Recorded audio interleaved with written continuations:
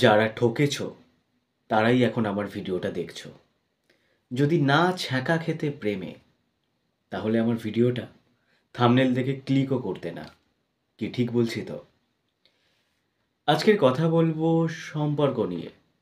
আবারও বলছি, আমার চ্যানেলে শুধুমাত্র গিটার লেসন না, তার সাথে মোটিভেশনাল কথাও তোমাদের সাথে শেয়ার করব সম্পর্ক নিয়ে, যাতে তোমরা ঠিকঠাকভাবে তোমাদের সুন্দর সম্পর্কগুলো যাতে সারা জীবন অটুট থাকে, যেন ভেঙে না যায়। তোমরা অনেক দাদা দিদিদের চ্যানেলে দেখতে পাবে, প্রায় বলতে থাকে, সে তোমাকে ফোন না করলে তুমি তাকে ফোন করো না, সে কল না করলে তুমিও তার কল ধরো না। এই রকম নানান রকমের কথা বলে, আর সেই সমস্ত তোমরা শুনে অ্যাপ্লাই করো। আর এর ফলে কি হয় বলো তো? সম্পর্কটা ভেঙে যায়। সম্পর্কে কখনো ইগো রাখতে নেই।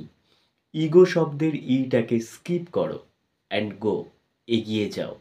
দেখো, প্রথম দিন আমাদের সম্পর্কে যখন একে অপরের প্রতি যে ফিলিংসটা থাকে, যে টানটা থাকে, যে অনুভূতিটা থাকে, যেভাবে আমরা তার কেয়ার করি, তার খোঁজ নিই, ইন্টারেস্ট বেড়ে যায়। আস্তে আস্তে যখন সম্পর্ক পুরনো হতে থাকে, যখন দিনের পর দিন আসতে থাকে, বছর পেরিয়ে যেতে থাকে, তখন ওই দিনে একবার হ্যাঁ খেয়েছো, হ্যাঁ ঘুমিয়েছো, ব্যাস এটুকুই, এর বাইরে নয়। কেন হয় না? আর যখন এই কমতে থাকে, তখন সামনের মানুষটি ভাবে সে বোধহয় আমায় আর ভালোবাসছে না। হ্যাঁ, সে তো পুরনো হয়ে গেছে। ভালোবাসার সম্পর্কর ক্ষেত্রে কখনো কমিয়ে দেয়া উচিত নয় কোনো কিছুই, একঘেয়েমি করা উচিত নয় কোনো কিছুই।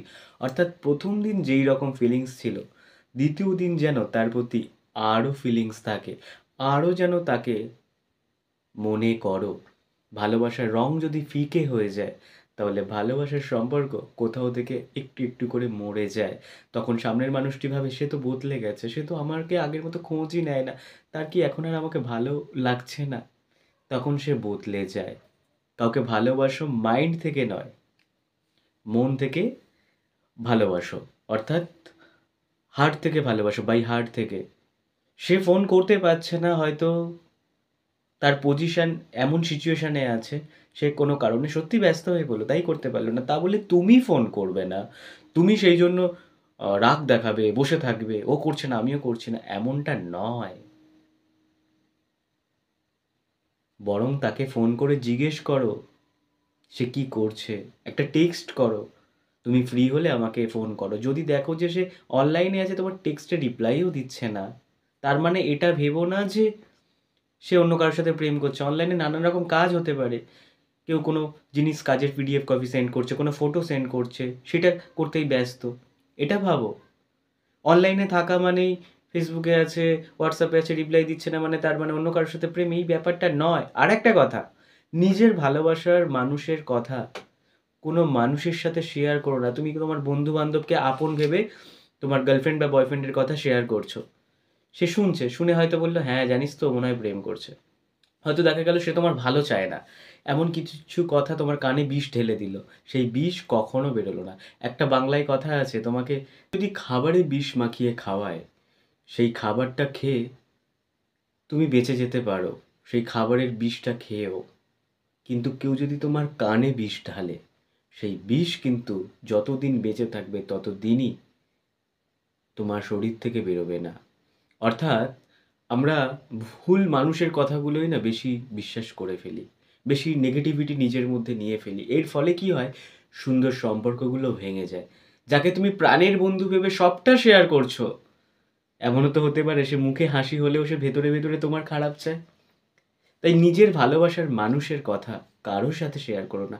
ঝগড়াটা দুজনের মধ্যে হোক, চার দেয়ালের মধ্যে হোক, যেন তোমাদের ঝগড়ার কথা কেউ না জানতে পারে, এমনকি বাবা মাও নয়।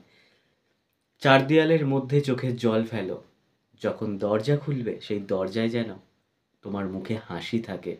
একটা সম্পর্ক ভেঙে যেতে 2 সেকেন্ড সময় লাগে না, কিন্তু একটা সম্পর্ক সঠিকভাবে নিয়ে যেতে চাইলে, এগিয়ে নিয়ে যেতে চাইলে, সেই সম্পর্কটা অনেকটা সময় লাগে। তো তাই নিজেদের সম্পর্কের মানুষকে কখনো অন্য কারোর সামনে তার নিজেদের পার্সোনাল কথাগুলো শেয়ার করবে না। আবারও বলবো, ভালোবাসায় কিন্তু কখনো ইগো থাকে না।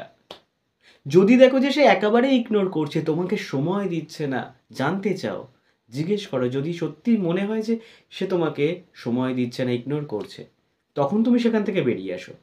তার আগে নয়। হয়তো তোমায় কালকে ফোন করতে পারলো না, তার জন্য তুমি ভীষণ রেগে কথা বললে। আর একটা কথা, ভালোবাসার মানুষকে না কখনো খারাপ কথা বলবে না। ভালোবাসার মানুষকে কখনো ছোট করবে না।